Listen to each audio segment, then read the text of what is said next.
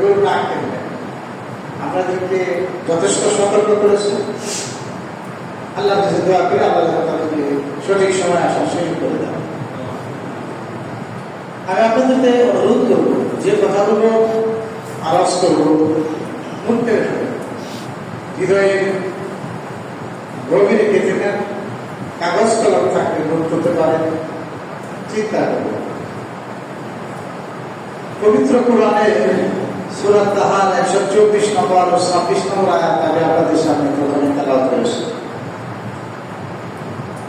আল্লাহ বলেন, ওমান আরাদা আন যিকরি, যে তাও যারা আলাদা মুখ ফিরিয়ে দিবে, পৃষ্ঠ প্রদর্শন করবে, অমান্য করবে আন যিকরি, কোরআন হাদিস, ফাইন্না লাহু মাঈশাতান দানকা, দুনিয়ার জীবন সংকীর্ণ হবে আর কিয়ামতের দিন আয়াতকে অন্ধ করে উঠবে। বলছেন আপনারা একটু বোঝার চেষ্টা না করলে আমি যত কথা বলি না আল্লাহ বলছে, যারা কোরআন হাদিস থেকে বিমুখ হবে, মুখ ফিরিয়ে নেবে, তাদের দুনিয়ার জীবন ভালো হবে না, খারাপ হবে।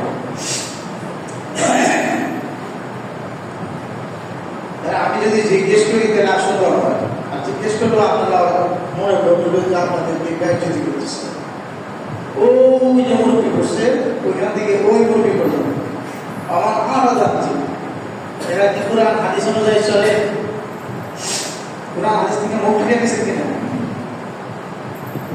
আমার আলাদা, মানে কোরআন হাদিসের কথা বলা হচ্ছে আপনি পৃষ্ঠ প্রদর্শন করবেন, না শোনার বান করে চলে কোরআন হাদিস আপনি মানেন, যতটুকু মানা আপনার স্বার্থে ততটুকু মানে, যতটুকু আপনার বিপক্ষে যায় ওটুকু মানে। তাই না আইসতার দরকার, তাদের দুনিয়ার জীবনটা কঠিন হয়ে যাবে, সংকীর্ণ হবে, খারাপ হবে, ভালো হবে। আমি যতটুকু আপনাদের সাথে চলাফেরা করি, যেখানে যাই হাট বাজার, আমার সীমাবদ্ধতা, অধিকাংশ মানুষ কোরআন হাদিস থেকে মুখ ফিরিয়ে নেয়।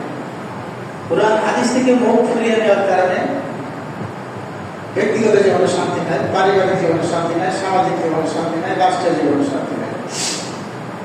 এই রাষ্ট্রের সমৃদ্ধির জন্য, ভালোর জন্য প্রায় 2,500 ছাত্র ক্লাব দিচ্ছে, হাজার হাজার ছাত্র বন্ধুত্ব গ্রহণ করছে, করে নেই রাষ্ট্রীয় কোনো পরিবর্তন এসে কেন হয় নাই?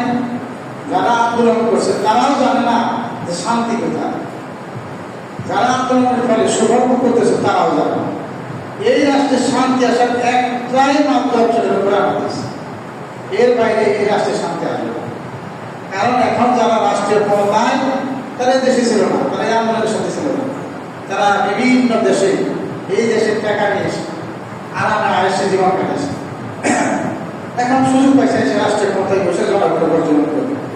আবার যারা পালিয়ে গেছে তারাও ওই দেশের কোটি কোটি টাকা নিয়ে পালিয়ে গেছে, বিদেশি গানা করতেছে। আমার কোনো কারণে এদের ফল্ট হলে, পতন হলে ওই বিদেশে যারা আমরা বাস করছে তারা আসবে, এবং এদের পিছনে আমরা একটা খারাপ কথা বলে রাগ করি না, কুকুরের মতো গর্বর করি। কথা বুঝতে পেরেছি?